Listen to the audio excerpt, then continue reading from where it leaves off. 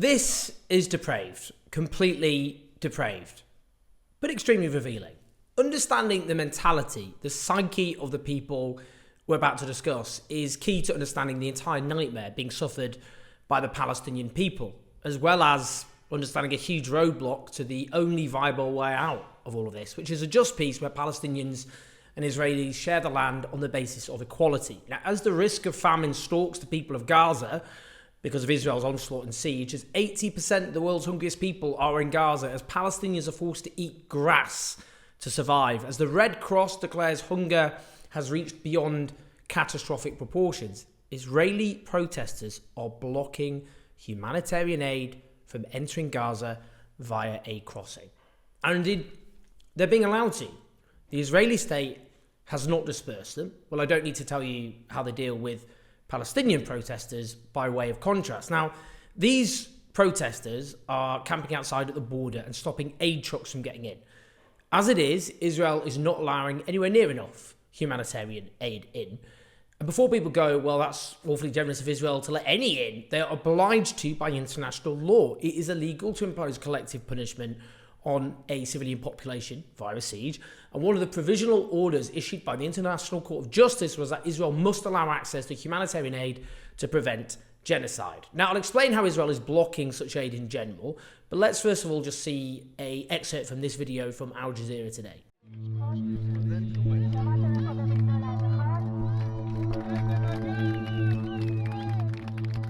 Obviously, we don't want the trucks coming through, supplying aid to the Gazans, which then go to Hamas.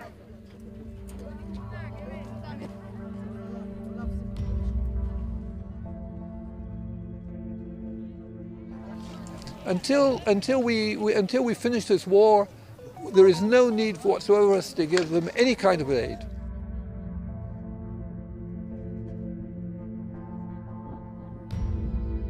Civilians are not simply spontaneous protesters, but that they're aided and facilitated by the Israeli armed forces.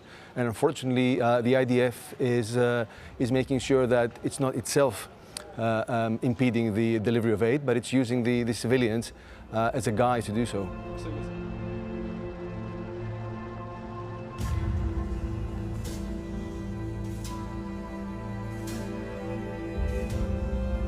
So some basic points there raised in that video, that the United Nations say Israel prevented 56% of planned aid missions to northern Gaza in January.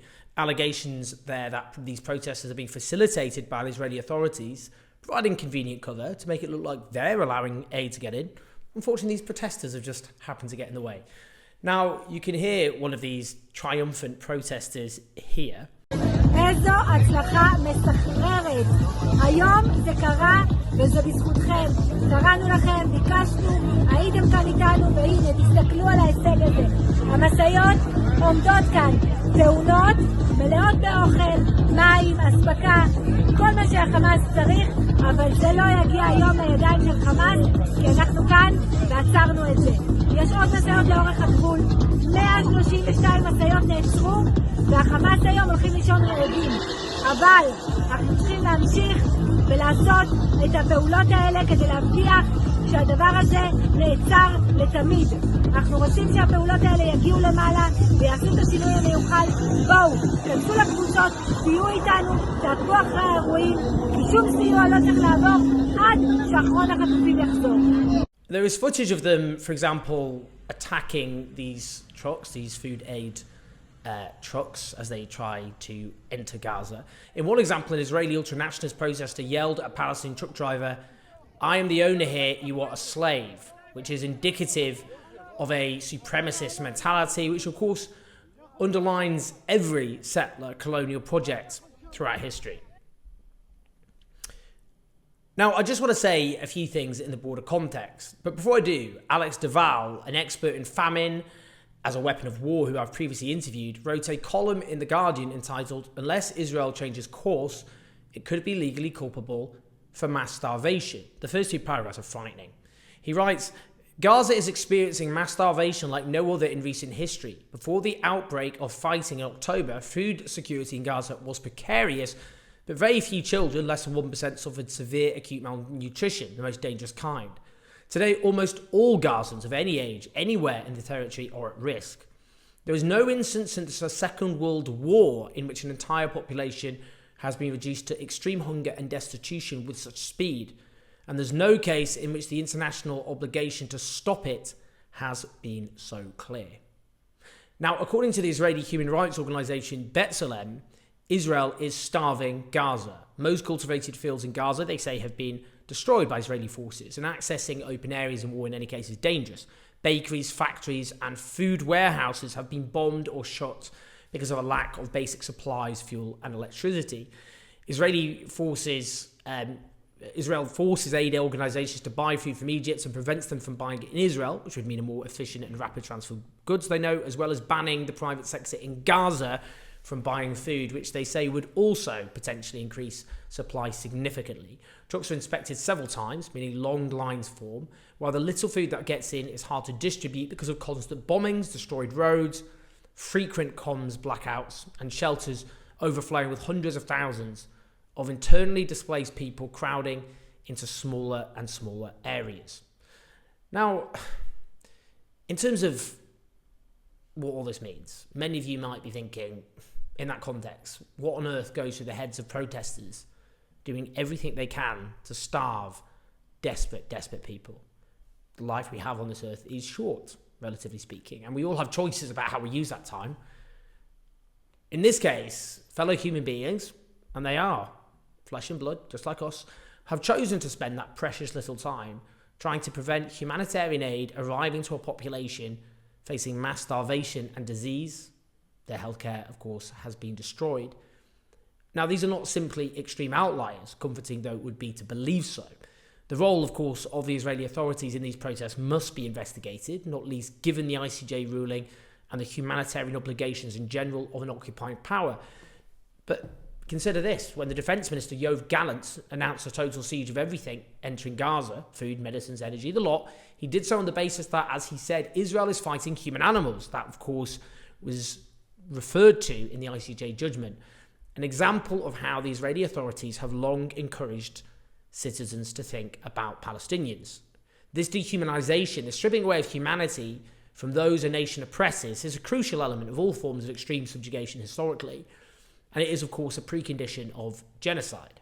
Genocide is only possible when a population is stripped of their humanity, so that empathy amongst the population of the oppressor nation is broken down.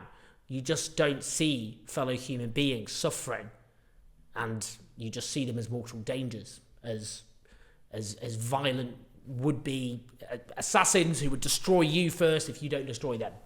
Indeed, it should be noted that nearly 60% of the Israeli Jewish population, according to polling, oppose humanitarian aid being allowed to Gaza's civilian population. Clearly, that has genocidal implications. That, by the way, is referring not to those Palestinian residents of Israel who make up a fifth of the population. Now, there's nothing specific to Israel or Israelis in any of this. This is the long-trodden path of colonial or settler states who try to subjugate peoples which don't want to be subjugated. The logic of every occupation requires the occupiers to be stripped of their own humanity. Gruesome to watch, but it isn't new or unique. In a statement written by Israeli leftists in 1967, what they wrote was prescient. And I'm just going to read from it. Our right to defend ourselves from extermination does not give us the right to oppress others. Occupation entails foreign rule entails resistance entails repression entails terror and counter-terror. The victims of terror are mostly innocent people. Holding on to the occupied territories will turn us into a nation of murderers and murder victims. Let us get out of the occupied territories immediately. Well, that's what happened, isn't it? Settler colonial states inevitably end up radicalising their populations, dehumanising the populations they're subjugating to justify what they're being forced to suffer, not least as you get resistance from that population, which leads to then more violent subjugation and then a vicious circle. And so the genocidal mentality you see on display of Israeli protesters seeking to starve a starving population, that's where you end up.